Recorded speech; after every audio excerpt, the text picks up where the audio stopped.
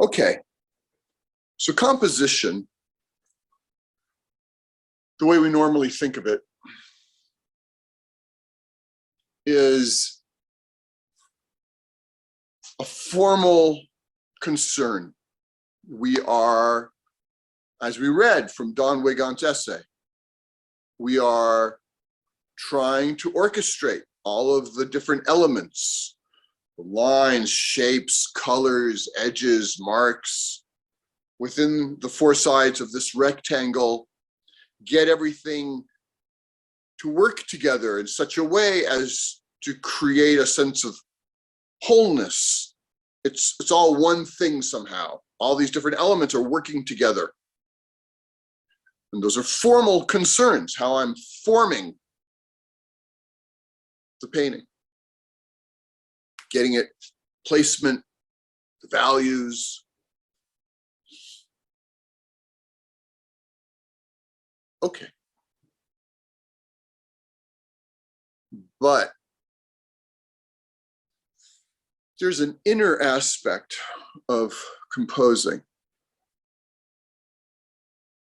that isn't just good two-dimensional design. It's not just like a good graphic design problem.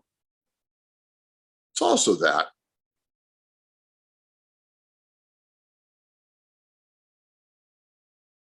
But there is something else, a deeper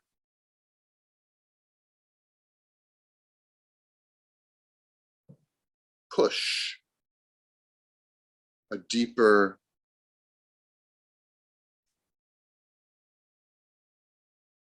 movement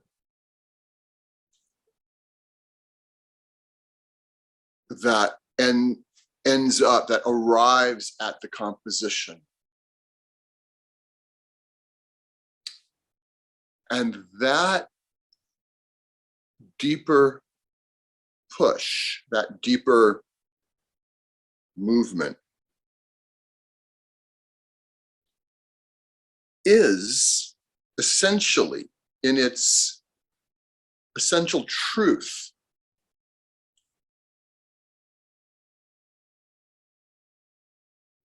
the creative movement of life, of being, of existence, of the world.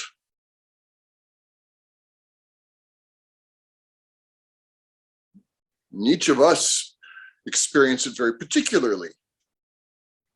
Each of us experience it through the lens, you could say, of our particular temperament. I'm an expression of creation, and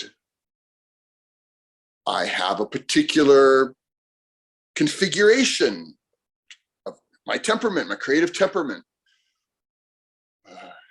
How intuitive, how analytic, how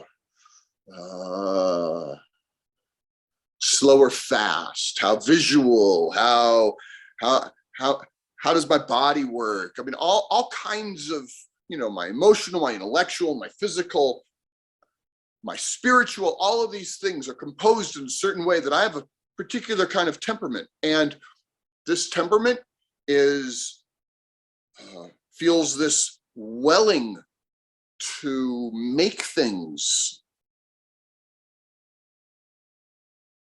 This particular body mind has an inclination to make visual things. And because of my particular setup, I want to make these kinds, I want to work from observation. I want to work with interiors and oil paint, and in a particular way. And we're all different. So we all have a different expression of this creative force.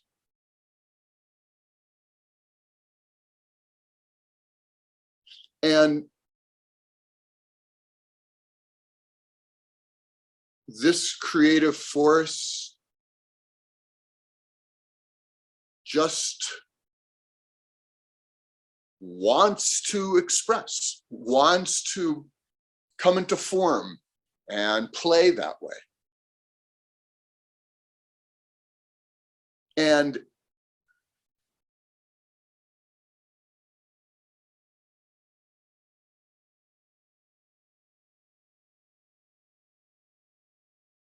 it comes out of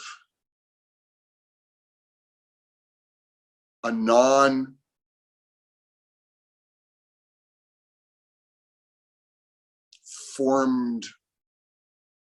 realm. I don't know how to say it exactly. It comes from something that's formless, non-form, but whole. And it moves into form as us, through us, and we end up start making stuff. And there is a drive to return to wholeness, to return to the truth of our being, which is simply being. It's not like a philosophical thing. It's just being. And being is whole. And so there's this drive in our work as we start making things and mucking about, to take this disorder of our making, it's just stuff, and bring it back into some kind of alignment, some kind of formal wholeness that will resonate, that will remind me, or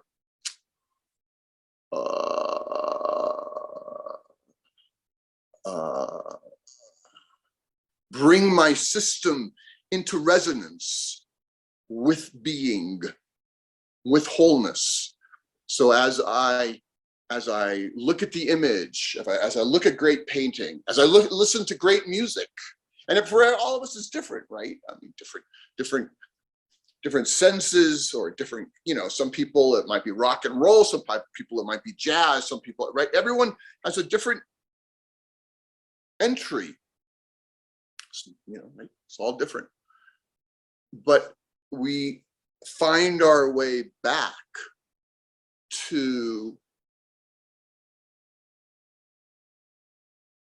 simply being. And being is whole. So there's this peace. Right? You look at a great painting and it's like, oh, that's good. That really works, And yes, there are particulars, and yes, there are, right? It's full of form and stuff, but there's an alignment, there's a placement, things are put together in such a way that as we receive the painting, there's a sense of rest, there's a sense of wholeness, there's a sense of peace, there's a sense of presence, there's a sense of being, our mind stops. It's like, oh, that's great. So when we work, we're making. Yes, there is the part of us that is thinking deliberately. What should I do? Let's put this here. Let's do this. I'm moving things around, right? And I'm trying to figure stuff out. Okay, yes. But there's also a kind of listening or receiving, being open and intuitive and following.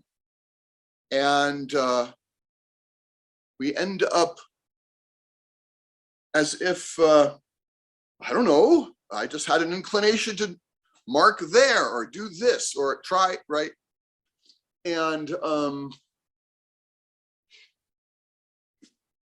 if we are attentive, you know, and receptive, and we may, and present, right? We may end up, oh, that really works, you know.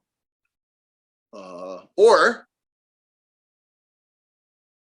we're working and something's happening,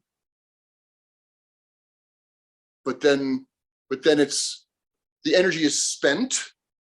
The session has kind of somehow come to a kind of a temporary closure, right? It's like, oh, okay. And the thing isn't whole, but something's happening and we have to come back. We come back and we don't know exactly what to do, and we don't know, right? And then we start how to re-enter the situation, how to re-enter the play and start to listen again. And so there's a kind of, may feel a little awkward, you know, like getting on the dance floor, and start to move things around, and we just start to, right, try to be open, be receptive, and again, learning how to like honor our own temperament, our own system, our own inclination, our own emotional energies, or whatever may be showing up, the things that we care about, or, you know, looking again if we're working from observation, and right, and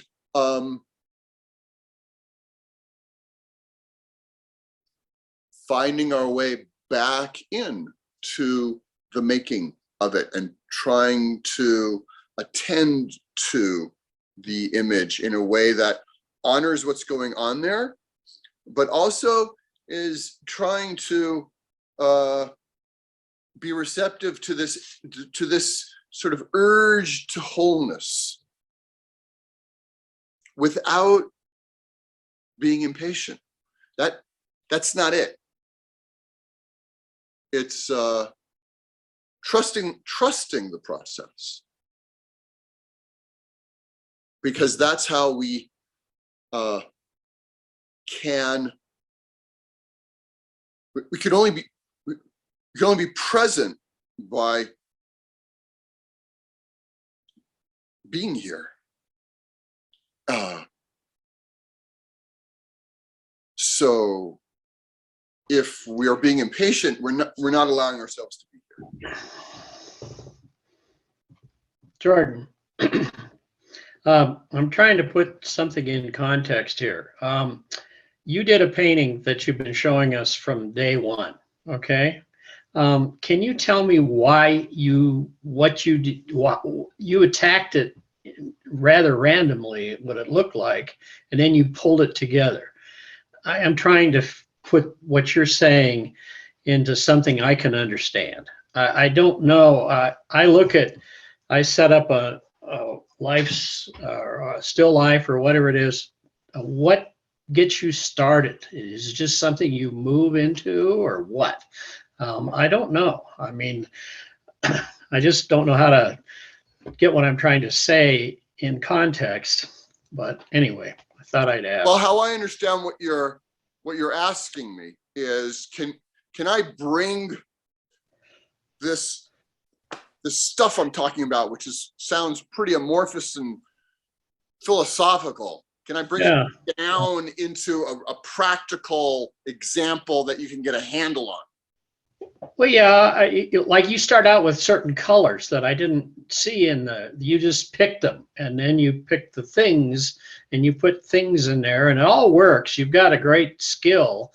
I'm the kind of guy that's still looking at it and thinking, boy, oh boy, this is uh, insurmountable. And I don't know. So I'm just going to ask. That's it. I'm done. Okay.